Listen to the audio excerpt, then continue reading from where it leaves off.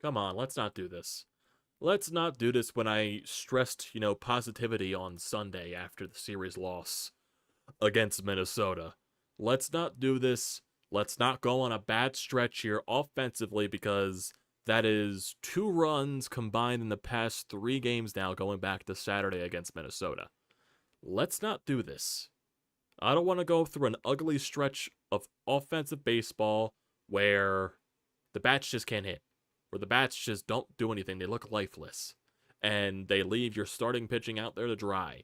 Because Zack Wheeler tonight was really good. Walked a little two guys for my liking. And of course, he got into a little bit of trouble when the Phillies got on the board and got him a lead. But at the end of the day, Zack Wheeler went 7 innings and only gave up 1 run.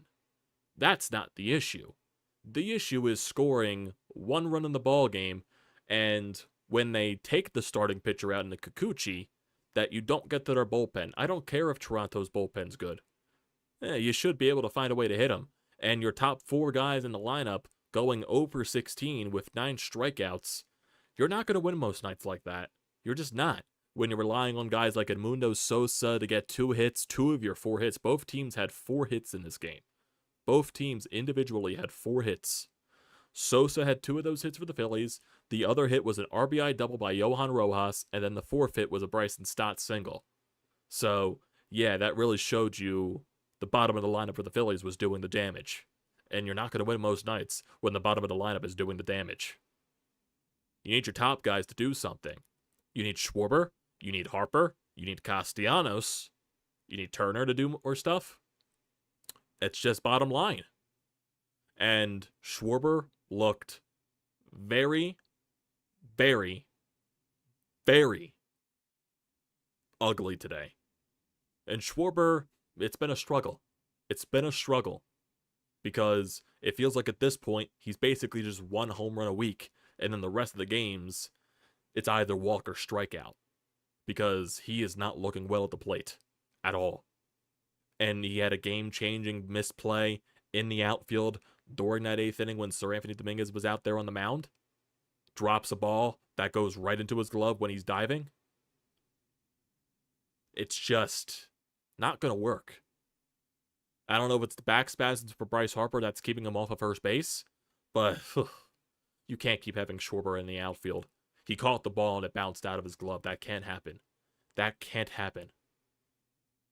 Because the inning would have been over. The inning would have been over. If not for Schwarber, not making that catch. Alec Bohm makes a fantastic defensive play to prevent a run from scoring to get 2 outs in the 8th inning, and then boom, instantly. Very next pitch from Seranthony Dominguez goes off the foot.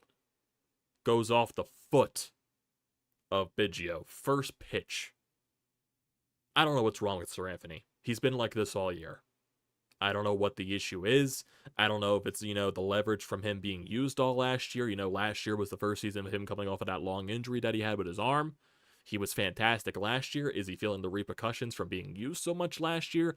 I don't know. But he's not the Seranthony Dominguez of last year. He gives you little glimpses of things that maybe he can build off of, and then he gives you appearances like this.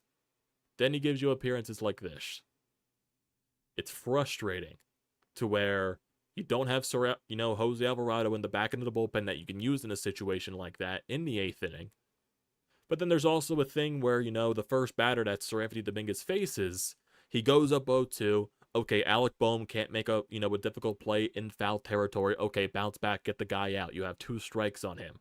He walks the guy. That can't happen. So that entire inning could have been avoided if Seranthony Dominguez just got the first guy out after being up 2 strikes, being up in an 0-2 count, and Schwarber makes that play out there in left field.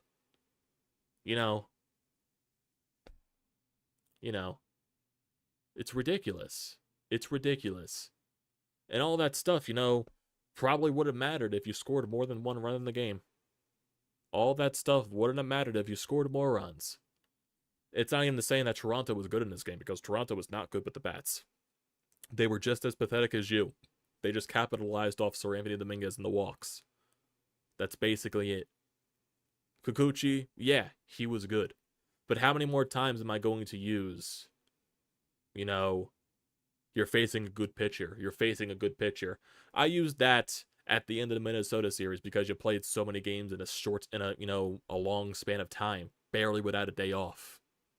Okay, I used that. They were at the back stretch of that 17 game stretch. Okay, maybe they ran out a little bit of gas at the end of that. Okay, you bounce back. You get a day off yesterday. You go to Toronto. You bounce back. But now, it's understandable for people to be concerned about it because now this is 3 games in a row.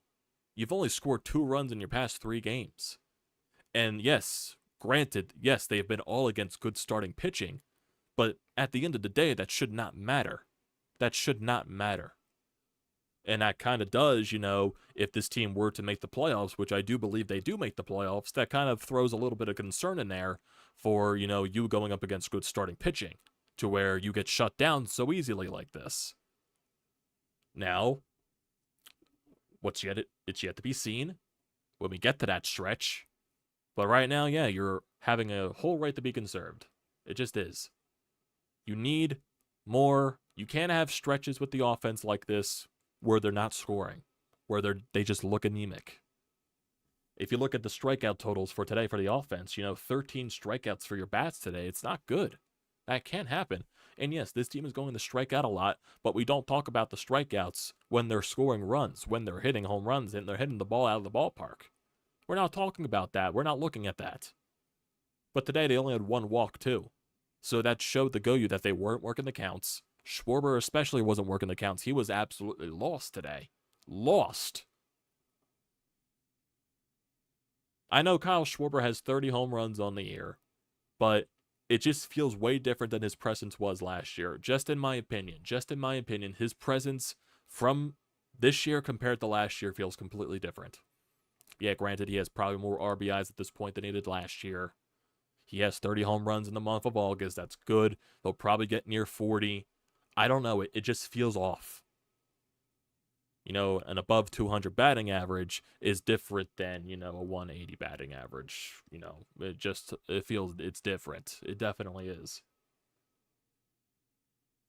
So, Schwarber, yeah. I need way more from Kyle. I need way more from a lot of the guys. I do. Seriously, just look at this lineup today. 0 for 4 from Schwarber, 3 strikeouts. 0 for 4 from Bohm, 1 strikeout. 0 for 4 from Harper, 2 strikeouts, and a very ugly at bat and a 9 for him. Jeez. Oof. What else? Nick Castellanos, 0 for 4 with 3 strikeouts. Bryson Stott had a good day at the plate, 1 for 2 at a walk. Trey Turner, 0 for 3. JT, 0 for 3. Sosa, 2 for 2. Cave pinch hit for some reason. I have no idea why. And that was questionable, too. Why are you pinch hitting for Edmundo Sosa when he has 2 hits in the ball game? He's been your best offensive producer. And maybe could have made a better play than Alec Boehm did on that foul ball in foul territory in the 8th. Just inferring that a little bit there. And then Johan Rojas 1 for 3 with the RBI double. The lone run for the Phillies today. Phillies 0 for 4 with runners in scoring position. They left 3 guys on base. Zack Wheeler today, thought was very good. Definitely was, he's looked a lot better than his couple of starts, even though his past couple of starts were good. It was just, the home run ball definitely was an issue for Wheeler in his past couple of starts. Definitely limited that tonight. 7 innings, 3 hits, 1 earned run, 4 walks, 5 strikeouts, 107 pitches. I kind of wish he didn't have that struggle inning directly after the Phillies scored. That good old, never get a shutdown inning from this pitching staff. That definitely, came back and reared its ugly head today. So, sadly, that wasn't the case. I don't know if you guys are hearing this, but there's a goddamn car alarm that's going off, right in the cul-de-sac over there. It's been going off for the past couple of minutes since I've been talking here, and it's getting on my nerves. I don't know if you guys can hear that, but, someone shut the fucking alarm off. My God. Jesus. Trying to do a goddamn recap on the Philadelphia Phillies. I understand the car is probably annoyed as I am, but, Jesus. It's ridiculous. Come on, man. Come on. Julian, I'll counter your comment, because I did see that comment right there, Julian. I'll counter your argument with this, is that The Phillies' record is substantially better with Schwarber in the leadoff spot. That's why Thompson never moves them from it. Because the record they have with Schwarber in leadoff, it's way better than anything they've seen. So that's why the lineup is there. That's why Schwarber's the leadoff guy. I have no rebuttal for that.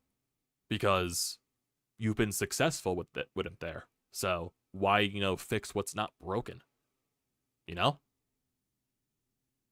He moved Bohm up to the 2 spot. Bohm got on his hot streak. The past couple of games, it looked like he's cooling off a little bit. But Bohm, I prefer in the 2-hole. Harper, he's going to be in the 3-hole regardless of where he's at, what he's doing with the bat. Castellanos is fine as the cleanup hitter. I'm fine with Stott where he is. I'm fine with Turner where he is. I'm fine with JT where he is, Rojas and all that stuff, and whoever gets put in the lineup. I don't think the lineup today was the issue, batting order-wise. It was your goddamn, the literal bats not hitting the baseball. That was the issue.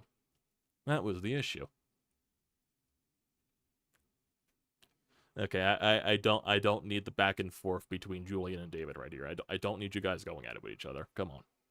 Be respectful to each other. So yeah, that's basically it. Not much else to talk about with the game because it was short. Not much happened. It was a snore fest. Both offenses were terrible. What else can I say? Nothing else happened. This game was a snooze fest. Seriously, I barely had to pay attention to it, and I barely missed anything. I only had to peek my head up for the most important parts, and that was it. If you go through this game, 1, 2, 3 inning, 1, 2, 3 inning, 1, 2, 3 inning, maybe a 4-batter inning, 4-batter inning, 1, 2, 3, 1, 2, 3, 4, 5-batter inning, 1, 2, 3, 1, 2, 3. The RBI doubled in the 6th, so that was a run there. The single by Springer with 2 outs there that, happened. What else? What is it? Top of the 7th, 4-batter inning. Bottom of the 7th, 1, 2, 3 inning, 1, 2, 3 inning. The bottom of the 8th was the long one for the Blue Jays, and then a 1, 2, 3 inning. So a lot of 1, 2, 3 innings. Basically. The game was nothing. In terms of the wild card standings, you didn't lose, you didn't gain ground in this game because the Marlins lost to the Astros. So there's no lost ground there. I think the Giants lost last night to Tampa Bay, so that it technically helped you in that aspect. And they're playing Tampa Bay again tonight. So if they were to lose again, you would get, gain another game in that aspect. So it'd be one of those situations, I guess, where you don't gain, you don't lose any ground. If the teams around you help, But I'm looking at, I was looking at this Astros-Marlins series. The Marlins got to be the luckiest team in the league. Because, a ground ball by Josh Bell, bat throw the first base, and then for some reason the first baseman's trying to throw all the way to third, and that allows a run to score because he completely misses third base. I feel like the same thing happened in the Yankees game too, against the Marlins. With when they blew that lead, 7-3 lead in the bottom of the 9th inning, where Holmes had the grounder right back to him, and he completely missed the first baseman. The Marlins got to be the luckiest team in the league. That's all I gotta say. And what the hell, Josh Bell does nothing for Cleveland all year, gets traded to Miami, and all of a sudden he's a god. It doesn't make sense. And speaking of trades, is someone going to shut this car alarm off? Holy hell, it's still going on. It's still going off. I don't think you guys can hear that because it's not getting picked up on the mic. If I stay silent for a couple seconds here. No, it's not even going through the mic. Because I have the little volume thing in front of me for my OBS system for this live stream. Seriously, who's going to shut the damn alarm off? I'm sorry, guys, but it's just bothering me. I'm trying to speak and I'm trying to go for my goddamn monologue. And this car alarm is just going, wee, wee, wee, wee, wee, wee, in my goddamn ear. Oh, my God. Ugh. Jesus. The times we live in, man. Even though it has nothing to do with anything that I just said. I'm just looking for anything to say. That car is probably getting robbed right now. I hope not. My neighbor, I live in a safe neighborhood. I live in a very old senior citizen friendly neighborhood. I hope that's not the case. Oh, it finally shut off. Okay, there we go. Finally shut off. Oh, Jesus. Jesus. Well, Vinny, I don't think you'll want Gene Segura back. Unless you're just getting Gene Segura back for the feels. He has not been good either this year. That's why he got DFA'd. Segura has been trashed this year. So I don't think Gene Segura is helping this mess. There's just nothing else with this game. There's just nothing else with this game to talk about. I guess we can look into tomorrow's game, but if we're even going to talk about tomorrow's game, you're facing Kevin Gausman on the mound, and once again, it's another good pitcher. Aaron Nola's on the bump for you too. Gausman's 9-6 with a 3.04 ERA. Really solid numbers. The last time he faced you, I believe he allowed 0 earned runs. And I believe, one of my buddies brought this up for Gausman. Yeah, Gausman has a total of 18 shutout innings against them. So yeah, this team struggles against Gausman. Let me look. Kevin Gausman career versus Phillies. Maybe I'll get stat news for this. Where's stat news? Kevin Gausman career versus Phillies. Let's see. How many earned runs has he given up against the Phillies? Okay, early in his career. Understandable. But if we look at Kevin Gausman, the past 3 seasons, dating back to when he was on San Francisco, his last 3 starts in his career against the Phillies, all 0 earned runs. 6 innings, 12 innings, 18 innings. So he's going on, go 18, and there goes the car alarm again. Holy shit. Holy shit. It just went off again. Just went off again. I am not lying. It turned off for like a good 5 seconds, 10 seconds, and then it went right back on. Holy shit. But yes, Kevin Gausman, he's 1-3 against the Phillies with a 3.70 ERA in his career. But his last 3 starts, he has allowed 0 earned runs. I don't know if that means he's due to allow a run against the Phillies. I can't guarantee that. But that's, stats for you.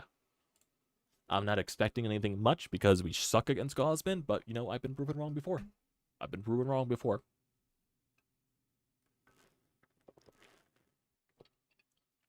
And with Aaron Nola tomorrow, good luck. Good luck.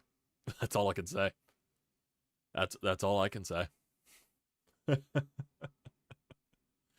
And if we're looking at future games, I guess you could say it's a break with the Washington Nationals this weekend. So maybe you got a break there for a 3-game series this weekend. But yeah, this last game against Toronto, 3 against Washington, and then a 9-game home stretch with San Francisco, St. Louis, and the Angels. Then you start September, and I'm not going to go into September because that's a lot of games, and I don't want to worry about that. I want to worry about, the games that are in front of me. And those games that are in front of me is tomorrow night against Toronto, and then you'll have the off day on Thursday, in between that with the, the Eagles preseason game on Thursday. Do we talk about that on Thursday? Maybe, maybe not. Maybe we'll just do it like a nice hangout thing. Who knows? But that's Thursday. That's still another whole 2 days away. So we'll figure out what happens. Knowing the off day. So we got the off day yesterday, and we heard the James Harden shit. Knowing Thursday, we'll hear the World Junior investigation release, and Carter Hart's one of them. So, yeah. Hasn't been a bunch of good news lately. The fields have not been good lately. Ugh. I don't know.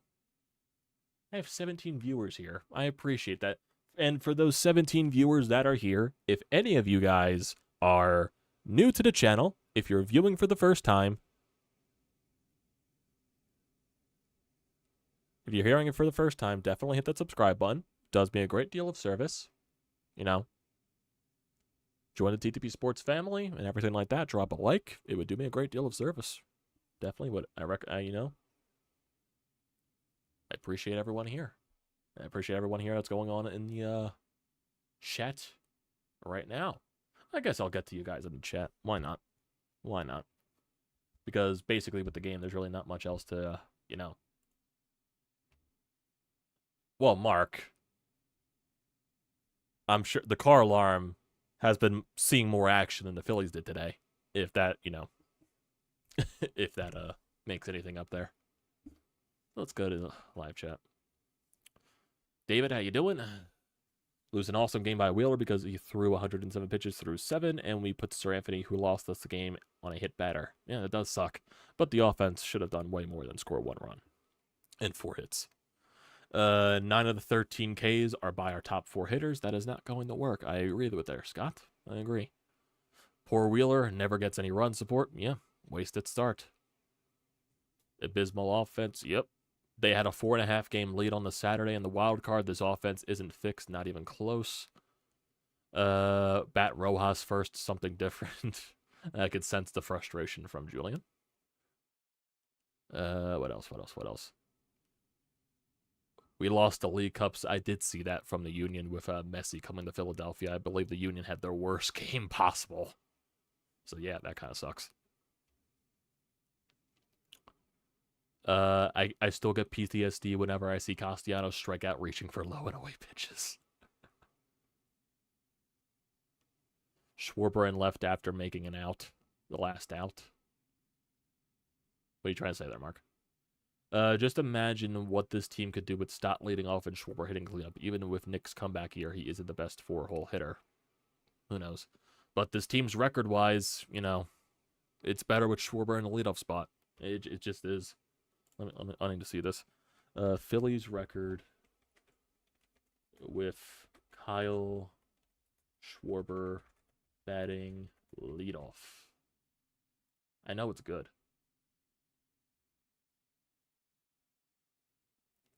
This is from July. I need something that's like recent. Alarm goes off again. I need something that's recent.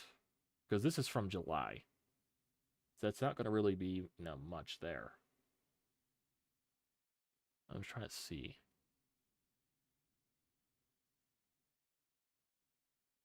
Well, this article says, you know, from July 12th, they're 23-10 when he bats leadoff. But I want to try to find something recent. But that still shows you that their record is good with Schwarber leading off.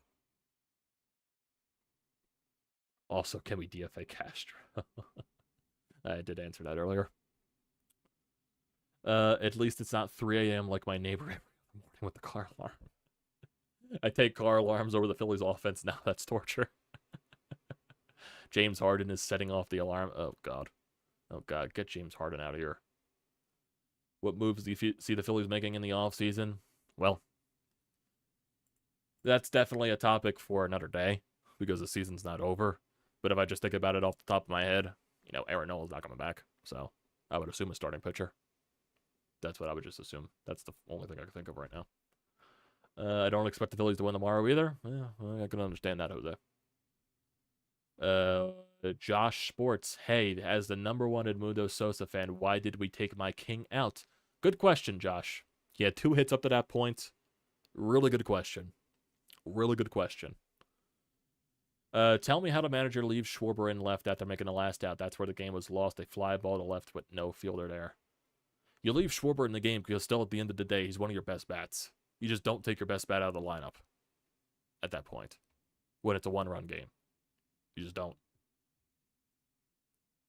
I see Kane might sign with the Flyers 12 years too late. Did you see that? I've never seen that, Julian. Never seen that.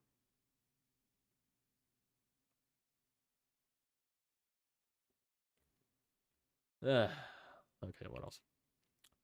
The drama of this car alarm is more exciting than the game was. I agree. I agree, channel name. It's definitely more exciting.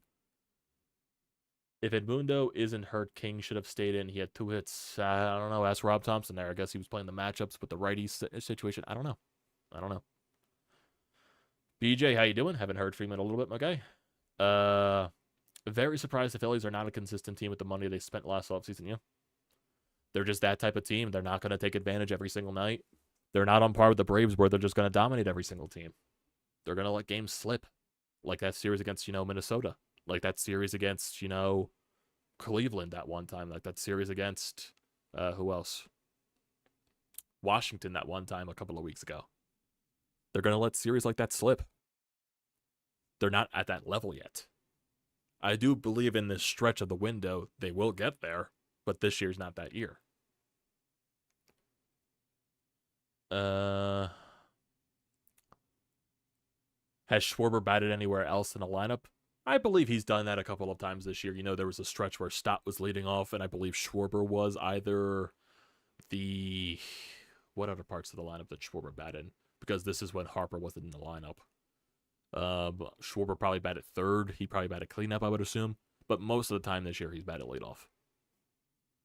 DC, what happened today? Missed the game. Was it close? Sorry, but fun to watch. This Toronto fan. Wish we had something like this for us up here.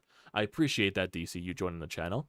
I'm surprised that there's no, Toronto Blue Jays media or anything like that up there, or, YouTuber that does anything like that. But I appreciate you joining the channel, as always. Definitely feel free to hit the subscribe button. But, yeah, it was a close game. Both offenses weren't good. Zack Wheeler was good. Kikuchi was good. But at the end of the day, Seranthony Dominguez couldn't do anything in the 8th inning. He really struggled with command in the strike zone. Alec Bohm made a very nice play with 2 outs. Well, to get 2 outs in that situation to prevent Toronto from scoring. But Seranthony Dominguez hits Kevin Biggio with the bases loaded, and it forced in a run. Defensive mishaps and what happened in that 8th inning as well. Yeah, that's what happens. Phillies offense struggled. Blue Jays offense struggled. It's just, the Blue Jays capitalized more on walks today. That's what happened. Summit says, the Yankees are so bad, only Judge would make the Phillies wind up. They got 1 hit by Edler in the Braves. Well, they're playing the Braves. The Braves are going to mow down basically every team at this point. Do you think Aaron Nola's Phillies career is over after this? Yeah. I don't think they're bringing Nola back. I don't think it. Offense was way better last year. They went in the slumps, but not the main guys all went in the slumps at once like this year. And somehow they're right at the same point that they were last year. Julian, I don't know. I don't know. It doesn't make sense. It doesn't make sense. Yeah, I feel, Julian, if the offense was hitting for more power, would you say something different about the offense? Because I really feel like it's just the consistent, even though last week the power was going off, but I'm talking about the season as a whole. If the power was there the entire year, would you say something different about the offense? Because I feel like it would be. Aaron Nola is just an inning eater at this point. Teams will still pay for Aaron Nola. He is definitely an inning eater, but at this point, to where even though he was always, scared of people, on base, I think the pitching clock just escalated that and made it 20 billion times worse. And I'm just not willing to pay for that. But yeah, there's definitely going to be a market for Aaron Nola. The guy pitches so many innings. He eats so many up. There's definitely a market for that. Philly should adopt the Broadway Bullies DNA of the Flyers. Ever since the 70s, the Flyers always kept the edge. Scares the rest of the NHL to this day. Even the Sixers has their edge. I wouldn't say the Sixers have that. I wouldn't say that, DC. Don't mention Sixers right now. It's a touchy subject here in the city of Philadelphia. It's very touchy. Very touchy. Jesus.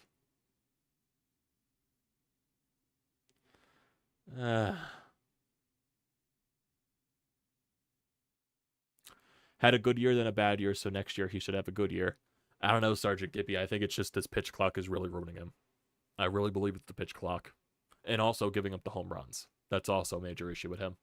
I really feel like it's the pitch clock, and I feel like that's never going away because it's been so successful for baseball this year. He just doesn't look like he's going to adjust to it. He just doesn't seem like that type of pitcher that will. And I'm just not willing to do that. I'm just not willing to. That's just me, at least. What a world. Yeah, they're not hitting home runs like last year. Not many 3-run home runs this year. It seems like if the role players are hitting with runners in scoring position. Yeah. Yeah, that's basically it.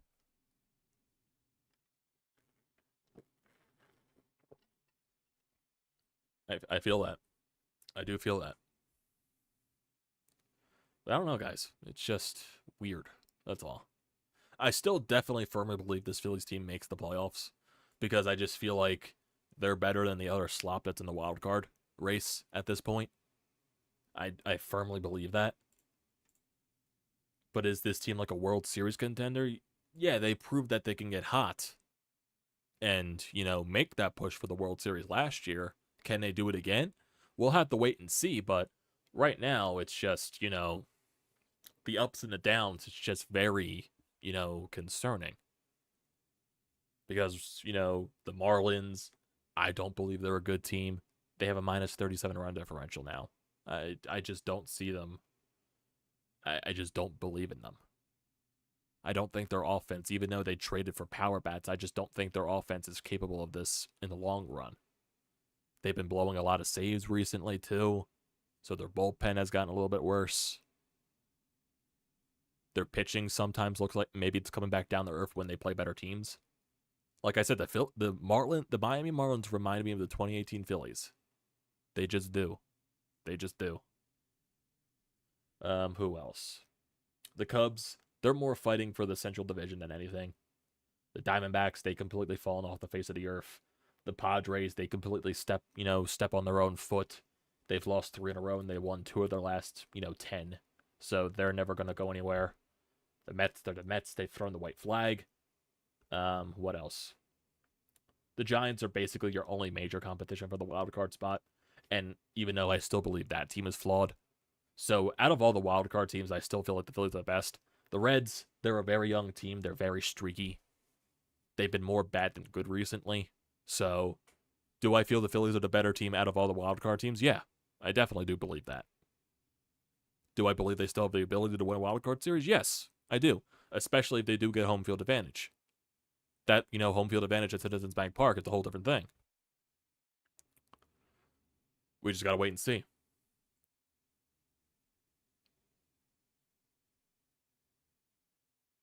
Yeah. The Phillies, they got off to the slow start and everything like that. That's what really killed them. The slow start to the season. That little bit of hangover they had from the World Series run. It killed them. It killed whatever chances they had of getting a gigantic lead in the wild card. Even though I still believe they finish in the top spots of the wild card, it's going to be a fight to the end. It really is. Especially when you get into September, when you're playing the Braves a lot. You're playing the Mets a lot at the end of September, which should help, the Mets, Pirates, and the Mets, the close out the year. But, you're playing Milwaukee again, I believe. You're playing the Padres again. You're definitely playing a lot more tougher, even though I said the Padres, they're not a tough opponent. They're not good. But, like I said, when you're going to be playing the Marlins again, you're going to be playing the Braves again. I believe you play the Braves at least 1 more series or 2 more series, if I'm not mistaken. So, yeah, it's going to be definitely harder. Watch Nola go 8 innings and shut out. I hope he does that. I really hope he does that. I really hope so. Yeah, he's overdue for a start like that. Is it guaranteed with the way he's gone this year? No, it's not. It's really not.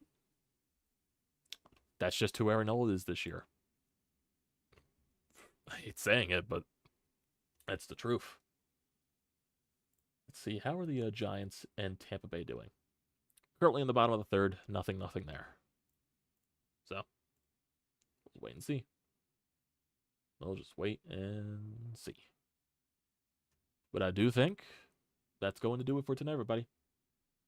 I think we've gone, over the concerns and everything like that needed to be addressed.